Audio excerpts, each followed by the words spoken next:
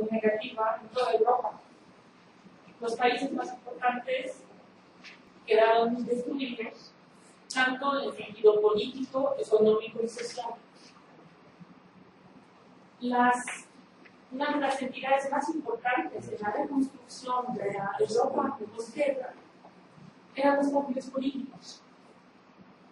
También eran los tiempos donde prácticamente en todos los países europeos se buscó escribir unas nuevas constituciones que respondieran a los nuevos retos de la reconstrucción, pero que también pudieran recoger las experiencias que llevaron a la Segunda Guerra Mundial y de alguna manera prevenir que eso volviera a suceder. En ese momento, los partidos políticos inscriben su existencia en las constituciones. Es el momento cuando a los partidos políticos se les otorga ese reconocimiento desde el acto más importante, el acto legal mayor para la defensa de cada Estado. Y en ese momento fueron reconocidos como entidades de interés público. Ese tiempo también tiene que ver, y fueron los grandes partidos, principalmente los socialdemócratas, con el desarrollo del estado de bienestar social, ¿no? Pero que ya desde hace como unas 3 décadas ya hay una gran crisis en Europa.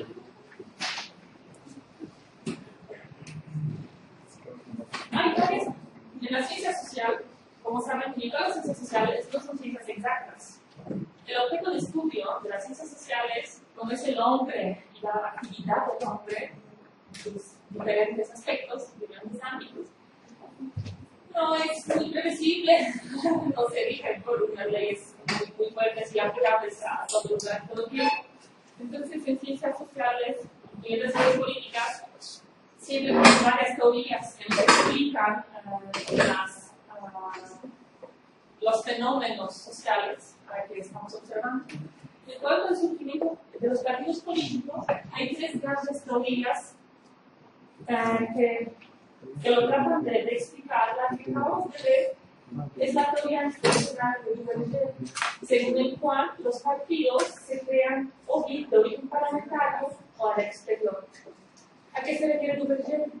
De que los primeros partidos políticos, como hemos visto, son los que nacen siglo XVII al interior, desde el interior de los partidos. Son esas primeras pequeñas facciones que se organizan para perseguir el mismo fin, para buscar los escaños en las próximas elecciones, luego ponerse su cargo muy limitado y para influir en la política. Dice que esa es la primera forma de surgimiento de los partidos políticos. La segunda, desde el exterior, se refiere o se empezó a dar principalmente a partir de los finales del siglo XIX, cuando surgen los grandes partidos de origen extraparlamentario. ¿Qué quiere decir? Que los grupos, bien pueden ser sindicatos, grupos de maestros, gente que se vinculan para algún fin, se da cuenta que es necesario entrarle al terreno político, convertirse en un partido político para poder conseguir una influencia real sobre la vida política de su país. Un ejemplo clasiquísimo de un partido de origen exterior es el Partido Socialdemócrata Británico, que surgió con base justo de un sindicato de los trabajadores. Otra teoría muy famosa es la situación histórica que ahora está en Europa. Él considera que los partidos políticos se crean como respuesta a una crisis.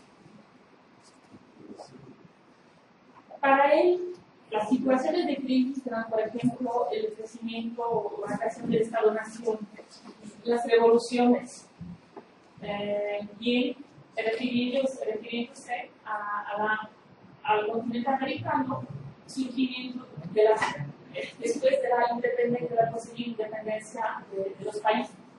Dice, en ese momento, cuando la escena política cambia totalmente, Cuando muere lo viejo, se necesita enfrentar los nuevos retos de una diferente manera, es donde cuando se necesitan los partidos políticos para poder influir en la vida política de los estados. La tercera teoría, la de desarrollo de la Palomba, concibe a los partidos políticos como resultado de los procesos de modernización. La Palomba decía que conforme las sociedades se fueron cambiando, pasaban de sociedades tradicionales a las modernas, de las rurales a las urbanizadas, cuando pasaban de la legitimidad tradicional que era relacionada con iniciativa divina, ¿no? De que el rey es el rey, porque Dios lo puso, ¿no? Allá, y a nosotros nos puso como sus siervos. Paso de esa legitimidad tradicional a la legitimidad moderna, es decir, la legal, donde tú puedes ejercer el poder, puedes estar en el gobierno si cumples con bien los requisitos o con la vía legal para acceder al poder. Otra vez, eso es muy inconsciente.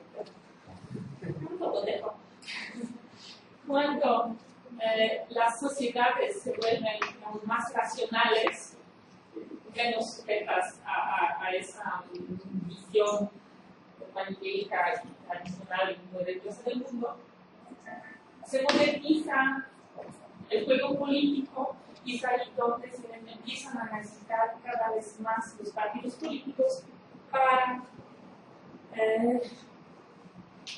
recolectar los intereses de la ciudadanía, de diferentes grupos, poder transmitirlos hacia el gobierno, hacia las entidades de representación. ¿Cuáles son los tipos de partidos políticos? Como podemos observar, están bastante relacionados también con el desarrollo histórico y con los tipos con los momentos históricos que hemos visto. Partidos democrables son comités pequeños, muy reducidos, muy pocos miembros, reunidos casi siempre alrededor de una persona importante, por ser su líder, o por ser el diputado, por ser el político de gran tajante. No contaban con las estructuras internacionales muy débiles, muy poco desarrolladas.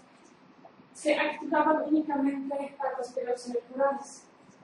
Hacían la campaña, conseguían los votos y dormían, se quedaban dormidos los 2, 3, 4 años hasta la siguiente contienda electoral, cuando se volvían a activar para hacer toda esa labor en apoyo de su líder o de sus líderes políticos, que era conseguir que la gente votara por ellos. Como no hubo franca participación, tampoco hubo una importante influencia de los miembros normales, digamos, en las decisiones del partido político. Eran totalmente controladas por el líder o por el pequeño grupo cercano a él y nada más no reflejaban sus intereses. Ese tipo de partidos corresponden a los primeros etapas de desarrollo y todavía a los tiempos de su cambio censitario. Después surgieron principalmente los 3 últimos tercios, desde el último tercio del siglo XIX, los partidos de masas. Ahí son los grandes partidos socialistas, grandes partidos obreros europeos, que aparecen con la creación del sufragio, cuando más gente empieza a tener, más hombres empiezan a tener derecho a votar en las elecciones, que ya tienen, en cuanto a estructuras, son todo lo opuesto a los partidos democráticos. Esos partidos tenían una célula cada pueblo, cada colonia, cada parroquia.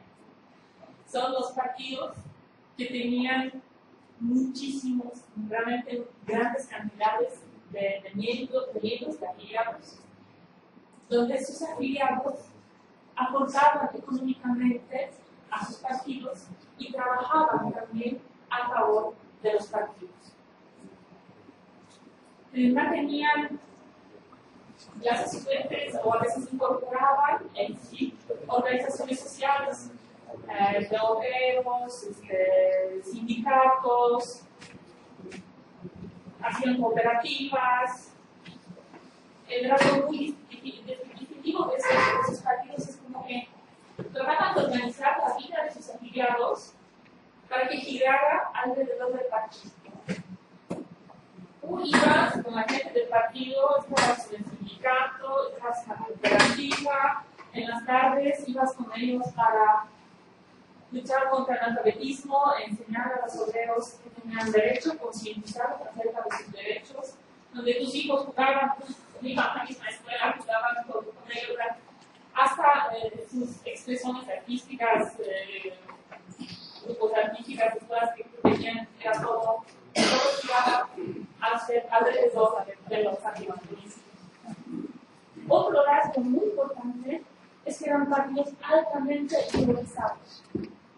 Ese también es el tiempo de sus partidos, el tiempo de sus grandes ideologías, que no todas acabaron muy bien en Europa, como saben. Pero eran partidos realmente construidos acerca de ciertos valores. Su ideología era realmente importante para ellos, la profesaban y trataban no solamente de conseguir votos, sino también conseguir fieles, casi, ¿no? También conseguir que la gente no solo votara por ellos, sino que acogiera, entendiera su ideología, que la compartiera, se involucrara en eso. No los tiempos románticos de los partidos políticos que ya no hay. Bueno,